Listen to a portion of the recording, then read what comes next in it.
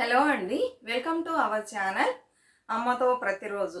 ఈరోజు మనం ఏం వీడియో చూడబోతున్నామంటే పూజ రూమ్లో ఎన్ని దీపాలు ముట్టించుకోవాలనే వీడియోని చూడబోతున్నాం. చాలామందికి డౌట్గా ఉంటుందండి, ఒకటి ముట్టించాలా, మూడు ముట్టించాలా, నాలుగా, ఇలా డౌట్గా ఉంటుంది. ఈరోజు ఈ వీడియో చూడడం ద్వారా మీ డౌట్లన్నీ క్లియర్ అవుతాయి. నచ్చితే ఒక లైక్ ఇవ్వండి, సబ్స్క్రైబ్ చేసుకోండి, కమెంట్స్ పెట్టండి, షేర్ చేయండి. పూజా రూమ్ అనేది ఒక్కొక్కరికి ఒక్కొక్కలాగా ఉంటుందండి. కొంతమంది మందిరం లాగా చేయించుకుంటారు, కొంతమంది వచ్చేసి విడిగా పూజా రూమ్ని చేయించుకుంటారు, కొంతమంది షెల్ఫ్లో పెడతారు, వాళ్ళ వసతికి తగినట్లు. కొంతమంది గోడలోనే ఫిక్స్ చేసుకుంటారు. ఇలా వాళ్ళ వసతికి తగినట్లు వాళ్ళు పెట్టుకుంటూ ఉంటారు. ఈ గోడలో ఒక చిన్న పలక ఫిక్స్ చేసి అక్కడ ఫొటోస్ పెట్టుకుంటారు. ఎక్కువగా దీపాలు వెలిగించడానికి కుదరదని చెప్పి ఒక్క దీపాన్ని వెలిగిస్తారు. ఇలా వాళ్ళ వసతి తగినట్లుగా దీపాలు వెలిగిస్తూ ఉంటారు. ఎప్పుడైనా సరే దీపం అనేది ఒక్క దీపాన్ని వెలిగించకూడదండి. మెయిన్ దీపం వచ్చి ఎవరికైనా సరే కామాక్షమ్మ దీపం. తమిళనాడులో చూసారంటే మెయిన్ దీపం కామాక్షమ్మ దీపం. ఆ తర్వాతే మిగిలిన దీపాలన్నీ వెలిగించాలి.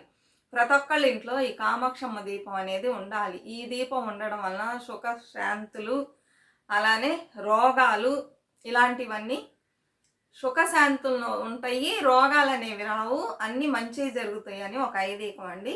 అందుకని ప్రతి ఒక్కళ్ళు ఒక చిన్న కామాక్షమ్మ దీపాన్ని కొనుక్కొని వెలిగించుకోవడం స్టార్ట్ చేయండి. లేని వాళ్ళు ఇప్పుడు దాదాపు మన తెలుగు రాష్ట్రాల్లో కూడా అందరూ కొనుక్కొని వెలిగిస్తున్నారు. ఎవరింట్లోన్నా లేకపోతే కొనుక్కోండి.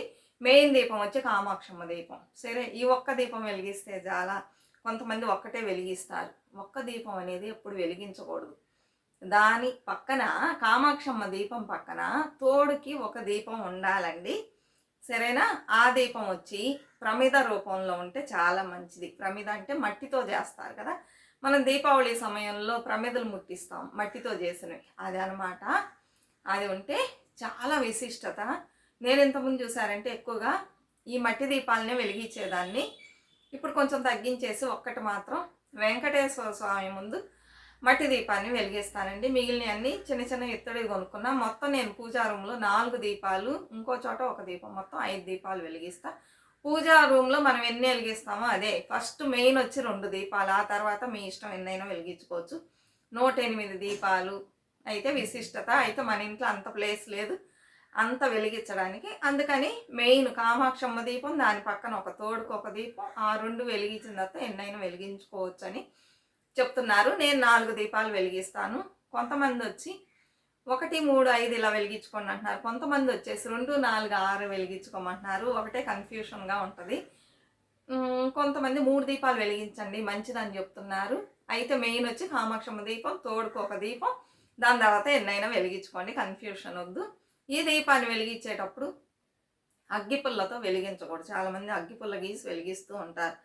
అలా వెలిగించకూడదు దీపాలని. ఒక దీపాన్ని ఒక ప్రమిదనో ఏదో చిన్న దీపం ఉంటుంది వెలిగించేసుకొని ఫస్ట్ ఆ దీప సహాయంతో అన్ని దీపాలని మనం వెలిగించుకోవాలి. అంతేగాని అగ్గిపుల్లతో కామాక్షమ్మ దీపాన్ని వెలిగించకూడదు. అలానే వెలిగించిన తర్వాత చాలామంది ఆ పక్కనే పడేస్తూ ఉంటారు. దాంట్లో నుంచి పొగ వస్తూ అది కరుగుతూ ఉంటుంది. అలా చెయ్యకూడదు. పుల్లలు అనేవి దీపం పక్కన పడేయకూడదు. సరేనా? ఈ దీపం వెలిగించడం వలన మనకేంటి ఉపయోగం అంటే, మన ఇంట్లో ఏదన్నా నెగటివ్గా ఉంటే, నెగటివ్ ఎనర్జీ ఉంటే దాన్ని వెళ్ళగొట్టేస్తుంది, పాజిటివ్ని ఇస్తుంది అనమాట. ప్రశాంతంగా ఉంటుంది.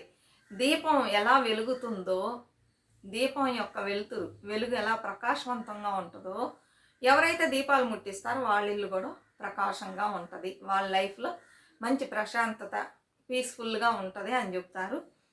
కొంతమంది చెప్తారు దీపాలు వెలిగించే వాళ్ళ ఇంట్లోనే ఉంది, ఆ దీపం వెలిగించకపోయినా కూడా ఉంది. అవును, దీపం వెలిగించిన వాళ్ళ ఇంట్లో కూడా ఉంది. అది వాళ్ళ నమ్మకం అండి. అయితే మన సాంప్రదాయం ప్రకారం ప్రొద్దున్నే అంటే 4:30 నుంచి ఎర్లీ మార్నింగ్ 6 o'clock లోపు బ్రహ్మ ముహూర్తం అంటారు. ఆ టైంలో వెలిగిస్తే 6 లోపల, అంటే సూర్యుడు ఉదయించక ముందే మనం వెలిగించాలి దీపం ఉదయాన్న.